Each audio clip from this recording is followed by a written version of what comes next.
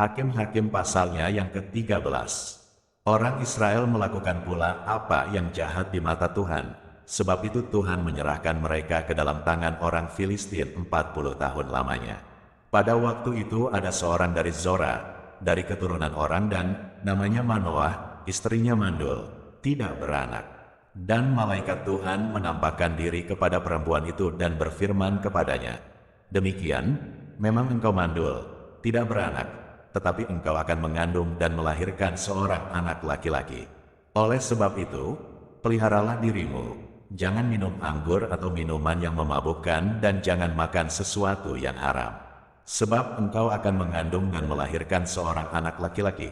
Kepalanya takkan kena pisau cukur. Sebab sejak dari kandungan ibunya anak itu akan menjadi seorang nazir Allah dan dengan dia akan mulai penyelamatan orang Israel dari tangan orang Filistin." Kemudian perempuan itu datang kepada suaminya dan berkata, "Telah datang kepadaku seorang abdi Allah, yang rupanya sebagai rupa malaikat Allah, amat menakutkan. Tidak kutanyakan dari mana datangnya, dan tidak juga diberitahukannya namanya kepadaku.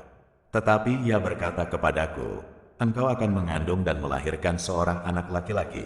Oleh sebab itu, janganlah minum anggur atau minuman yang memabukkan dan janganlah makan sesuatu yang haram. Sebab sejak dari kandungan ibunya sampai pada hari matinya, anak itu akan menjadi seorang nazir Allah." Lalu Manoah memohon kepada Tuhan. Katanya, "Ya Tuhan, berilah kiranya abdi Allah yang kau utus itu datang pula kepada kami dan mengajar kami apa yang harus kami perbuat kepada anak yang akan lahir itu." Maka Allah mendengarkan permohonan Manoah, sehingga malaikat Allah datang pula kepada perempuan itu ketika ia duduk di padang dan ketika Manoah, suaminya itu, tidak ada bersama-sama dengan dia. Kemudian perempuan itu segera berlari memberitahukan kepada suaminya. Katanya kepadanya, "Orang yang datang kepadaku baru-baru ini menampakkan diri pula kepadaku." Lalu bangunlah Manoah dan mengikuti istrinya. Setelah sampai kepada orang itu, berkatalah ia kepadanya, "Engkaukah orang yang telah berbicara kepada perempuan ini?" Jawabnya, "Benar." Lalu kata Manoah, "Dan apabila terjadi yang kau katakan itu, bagaimanakah nanti cara hidup anak itu dan tingkah lakunya?" Jawab malaikat Tuhan itu kepada Manoah, "Perempuan itu harus memelihara diri terhadap semua yang kukatakan kepadanya. Janganlah ia makan sesuatu yang berasal dari pohon anggur atau minuman yang memabukkan tidak boleh diminumnya dan sesuatu yang haram tidak boleh dimakannya. Ia harus berpegang pada segala yang kuperintahkan kepadanya." Kata Manoah kepada malaikat Tuhan itu, "Perkenankanlah kami menahan engkau di sini, supaya kami mengolah anak kambing bagimu." Tetapi jawab malaikat Tuhan itu kepada Manoah, "Sekalipun engkau menahan aku di sini, hidanganmu itu tidak akan kumakan. Tetapi jika engkau hendak mengolahnya menjadi korban bakaran, persembahkanlah itu kepada Tuhan." Sebab Manoah tidak mengetahui bahwa dia itu malaikat Tuhan. Kemudian berkatalah Manoah kepada malaikat Tuhan itu, "Siapakah namamu? Sebab apabila terjadi yang kau katakan itu, maka kami hendak memuliakan engkau." Tetapi jawab malaikat Tuhan itu kepadanya, "Mengapa engkau juga menanyakan namaku? Bukankah nama itu ajaib?" Sesudah itu Manoah mengambil seekor anak kambing dan korban sajian, lalu mempersembahkannya kepada Tuhan di atas batu. Lalu diperbuatnya keajaiban, sementara Manoah dan istrinya memandanginya. Sedang nyala api itu naik ke langit dari mezbah, maka naiklah malaikat Tuhan dalam nyala api mezbah itu. Ketika Manoah dan istrinya melihat hal ini, sujudlah mereka dengan mukanya sampai ke tanah. Sejak itu malaikat Tuhan tidak lagi menampakkan diri kepada Manoah dan istrinya. Maka tahulah Manoah bahwa dia itu malaikat Tuhan. Berkatalah Manoah kepada istrinya, "Kita pasti mati, sebab kita telah melihat Allah." Tetapi jawab istrinya kepadanya, "Seandainya Tuhan hendak membunuh kita, maka tidaklah ia menerima korban bakaran dan korban sajian dari tangan kita, dan tidaklah ia memperlihatkan semuanya itu kepada kita, dan tidaklah ia memperdengarkan hal-hal yang demikian kepada kita pada waktu sekarang ini." Lalu perempuan itu melahirkan seorang anak laki-laki dan memberi nama Simson kepadanya. Anak itu menjadi besar dan Tuhan memberkati dia. Mulailah hatinya digerakkan oleh roh Tuhan di Mahane dan yang terletak di antara Zora dan Esitaol. Hakim-Hakim pasalnya yang ke-14. Simson pergi ke Timna dan di situ ia melihat seorang gadis Filistin. Ia pulang dan memberitahukan kepada ayahnya dan ibunya, "Di Timna aku melihat seorang gadis Filistin. Tolong, ambillah dia menjadi istriku." Tetapi ayahnya dan ibunya berkata kepadanya, "Tidak adakah di antara anak-anak perempuan sanak saudaramu atau di antara seluruh bangsa kita seorang perempuan, sehingga engkau pergi mengambil istri dari orang Filistin, orang-orang yang tidak bersunat itu?" Tetapi jawab Simson kepada ayahnya, "Ambillah dia bagiku, sebab dia kusukai." Tetapi ayahnya dan ibunya tidak tahu bahwa hal itu daripada Tuhan asalnya, sebab memang Simson harus mencari gara-gara terhadap orang Filistin. Karena pada masa itu orang Filistin menguasai orang Israel. Lalu pergilah Simson beserta ayahnya dan ibunya ke Timna.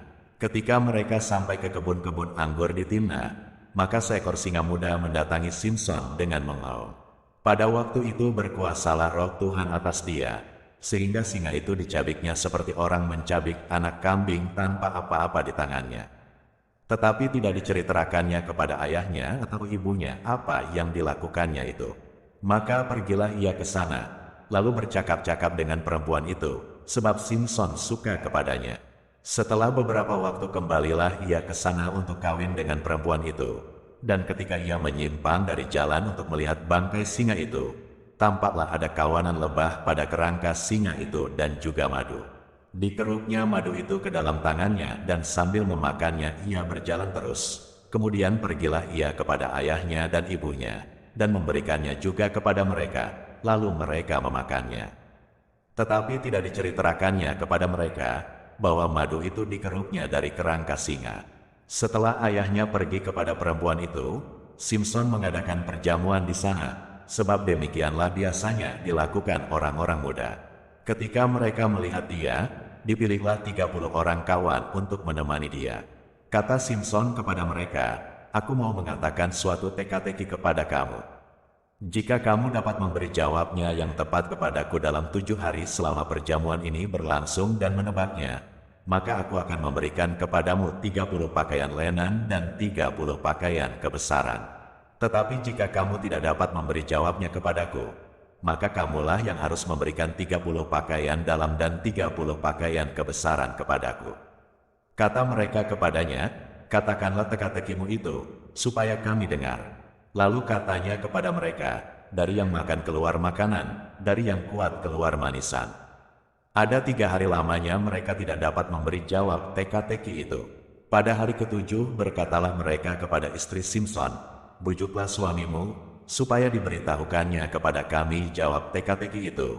Kalau tidak, kami akan membakar engkau beserta seisi rumah ayahmu. Apakah engkau mengundang kami untuk membuat kami menjadi miskin?" "Tidak, bukan." Lalu menangislah istri Simson itu sambil memeluk Simson.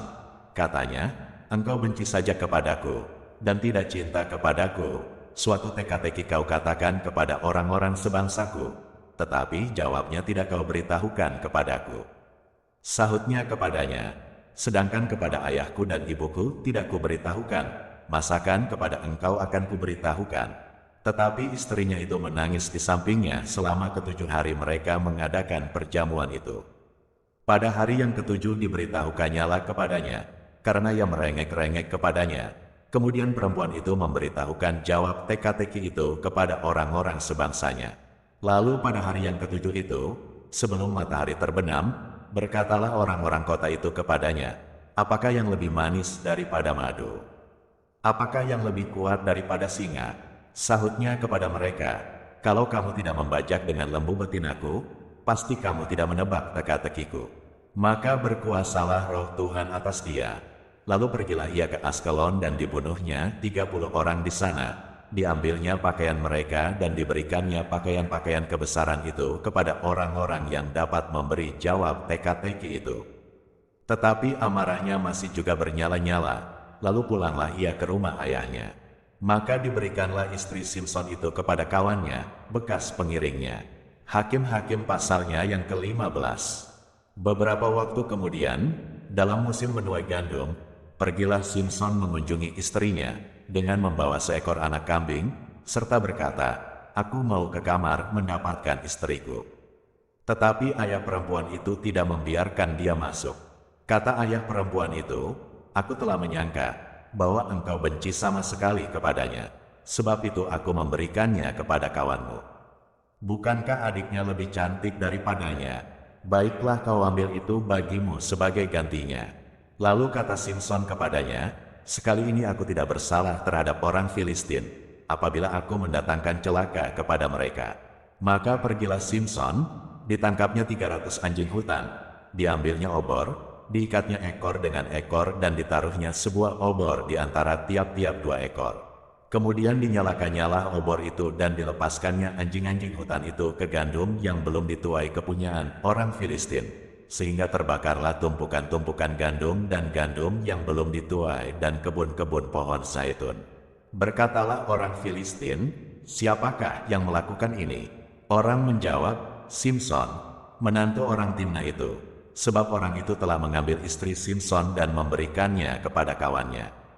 Kemudian pergilah orang Filistin ke sana dan membakar perempuan itu beserta ayahnya. Lalu berkatalah Simson kepada mereka, jika kamu berbuat demikian, sesungguhnya aku tak akan berhenti sebelum aku membalaskannya kepada kamu. Dan dengan pukulan yang hebat ia meremukkan tulang-tulang mereka. Lalu pergilah ia dan tinggal dalam gua di bukit Batu Etam. Lalu majulah orang Filistin dan berkemah di daerah Yehuda serta memencar ke Lehi. Berkatalah orang-orang Yehuda, mengapa kamu maju menyerang kami? Lalu jawab mereka, kami maju untuk mengikat Simson dan memperlakukan dia seperti dia memperlakukan kami.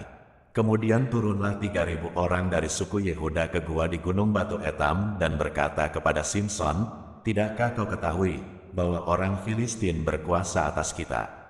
Apakah juga yang telah kau perbuat terhadap kami? Tetapi jawabnya kepada mereka, seperti mereka memperlakukan aku, demikianlah aku memperlakukan mereka.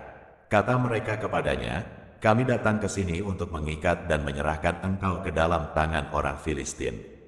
Tetapi jawab Simson kepada mereka, bersumpahlah kepadaku, bahwa kamu sendiri tidak akan menyerang aku.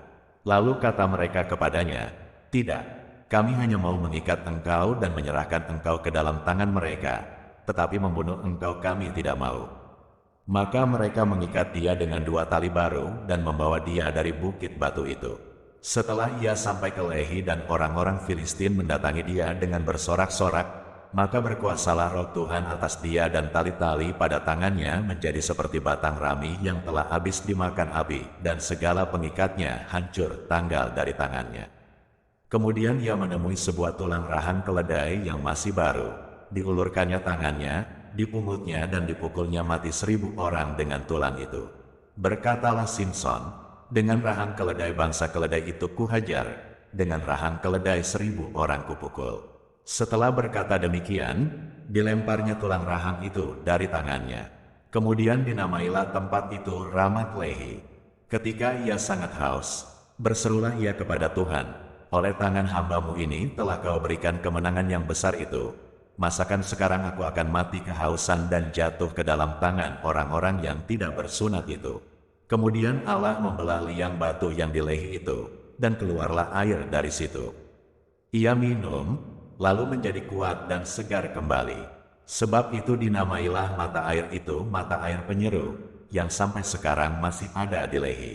Ia memerintah sebagai hakim atas orang Israel dalam zaman orang Filistin, 20 tahun lamanya.